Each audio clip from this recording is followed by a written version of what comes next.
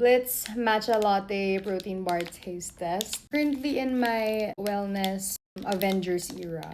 For me to hit my protein goals, I rely on these bars so much. Woo! It's green to perfection. Taste test. Mmm.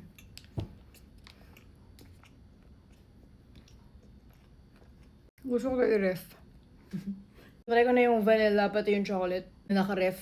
Sobrang sarap. Ito bagay din. It's so chewy. The fact that this has 21 grams of protein in it. Pag ubos nito, check out na ulit. Matik na. Kaya ko itong higupin eh.